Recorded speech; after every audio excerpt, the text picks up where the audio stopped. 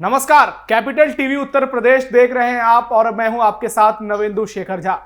सपा सांसद रामजीलाल सुमन 11 अप्रैल तक माफी मांग ले वरना आंदोलन जारी रहेगा, ये कहना है क्षत्रिय संगठनों का, जिनके कार्यकर्ताओं ने लखनऊ पहुंचकर मंगलवार को जोरदार विरोध प्रदर्शन किया है और सीधे शब्दों में सपा सांसद और अखिलेश यादव को अल्टीमेटम दे दिया है। एक माफी की ही तो बात है जिसे लेकर क्षत्रिय समाज अपनी मांग कर रहा है। क्या इस देश में केवल पिछड़ों, दलितों और मुसलमानों की ही भावनाएं आहत होती हैं? वोट तो हर किसी को चाहिए, हर किसी का, सामान्य जातियों का। फिर अपमान क्यों करते हो? अगर माफी मांगने की हैसियत नहीं है तो जुबान पर ताला क्यों नहीं लगा लेते? कम से कम अपने नाम का तो लिहाज कर लेते। रामजी लाल सुमन, इस बात पर जरा गौर कीजिए। अगर किसी सवर्ण नेता ने भीमराव अंबेडकर के खिलाफ कोई टिप्पणी कर दी होती तो देश में अब तक तूफान आ गया होता और यही अखिलेश यादव यूपी में आंदोलन करने में सबसे आगे होते। लेकिन इस मामले में सपा प्रमुख अखिलेश यादव सियासत का कोई मौका नहीं छोड़ रहे हैं और रामजीलाल सुमन इसी बात का नाजायज फायदा उठा रहे हैं। देखिए ये खास रिपोर्ट।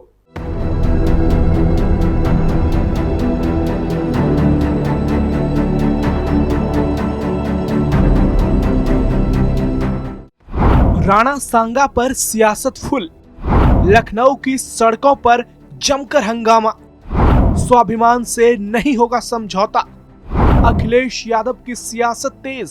देश के वीर सपूत राणा सांगा के अपमान को लेकर करणी सेना के साथ साथ अखिल भारतीय क्षत्रिय महासभा और कई राजपूत संगठनों ने भी मंगलवार को प्रदेश की राजधानी लखनऊ में जमकर विरोध प्रदर्शन किया। 1090 चौराहे पर इकट्ठे होकर ये प्रदर्शन किए गए। प्रदर्शन को देखते हुए मौके पर भारी पुलिस बल की तैनाती कर दी गई, क्योंकि खबर ऐसी थी कि प्रदर्शनकारी सपा प्रमुख अखिलेश यादव के घर तक प्रदर्शन करना चाह रहे थे। ऐसे में पुलिस ने गाड़ियां लगाकर करणी सेना के कार्यकर्ताओं को रोकने की कोशिश की। इन लोगों की सिर्फ इतनी ही मांग थी कि सपा सांसद रामजीलाल सुमन ने राणा सांगा का जो अपमान किया है उस पर माफी मांगे, राणा सांगा को देशद्रोही कहने पर माफी मांगे। आपको बता दें कि सपा प्रमुख अखिलेश यादव इस मामले को सियासी एंगल देने की कोशिश कर रहे हैं। वो ये कहते हुए नजर आए, अगर उनके पार्टी के सांसद रामजीलाल सुमन के साथ कुछ भी हुआ तो सीधे योगी आदित्यनाथ जिम्मेदार होंगे। अरे अखिलेश भैया, ये हिंदू समाज है, बहुत प्यार से पेश आता है, आपके कट्टरपंथियों जैसा नहीं है। एक माफी की ही तो बात है, लेकिन आपको तो यहाँ खेल नजर आ रहा है, आपको सियासत नजर आ रही है। याद रखिएगा 2027 में विधानसभा चुनाव भी है, ऐसा करणी सेना का भी कहना है। करणी सेना ने कहा 11 अप्रैल तक मांगे माफी। लखनऊ में प्रदर्शन कर रहे लोगों ने साफ कह दिया कि अगर रामजीलाल सुमन 11 अप्रैल तक राणा सांगा जी की प्रतिमा के सामने जाकर माफी नहीं मांगते हैं तो ये प्रदर्शन जारी रहेगा। यह प्रदर्शन तब तक नहीं रुकेगा जब तक इस मामले में सपा सांसद माफी न मांग ले। लेकिन माफी नहीं मांगने पर प्रदर्शन और भी जोरदार होगा। सपा सांसद ने किया क्षत्रिय समाज का अपमान। 21 मार्च को राज्यसभा में सपा सांसद रामजीलाल सुमन ने राणा सांगा पर विवादित टिप्पणी की थी। इसके विरोध में करणी सेना के कार्यकर्ताओं ने आगरा स्थित सांसद सुमन के आवास पर तोड़फोड़ की थी। सुमन के आवास पर हमले के बाद सपा प्रमुख अखिलेश यादव ने हिंसा की और निंदा करते हुए कहा कि योगी आदित्यनाथ की नेतृत्व वाली सरकार में यूपी में कानून व्यवस्था की स्थिति ठीक नहीं है। उन्होंने कहा कि सपा राणा सांगा की बहादुरी पर सवाल नहीं उठा रही है। उन्होंने दावा किया कि हमला सुमन के दलित होने के कारण हुआ।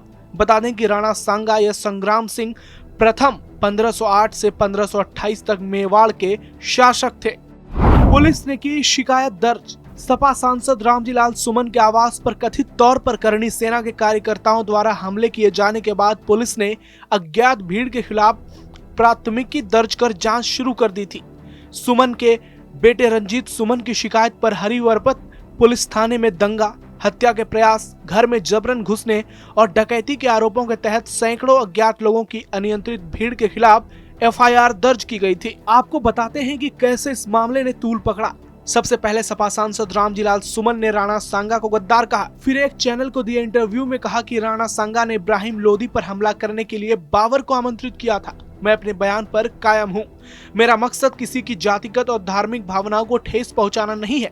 इसके बाद पिछले बुधवार को रामजीलाल सुमन के आवास पर हुए हमले के बाद सपा नेता रामगोपाल यादव उनके घर आगरा पहुंचे।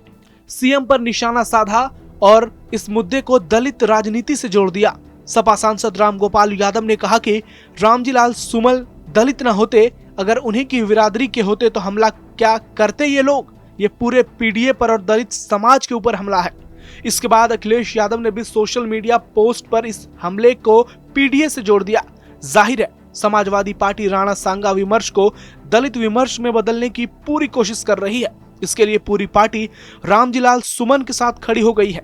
अखिलेश यादव की कोशिश है कि यादव मुस्लिम के साथ साथ दलित वर्ग को भी अपने साथ जोड़ लें, ताकि 2027 में पीडीए का परचम और जोर से बुलंद करें।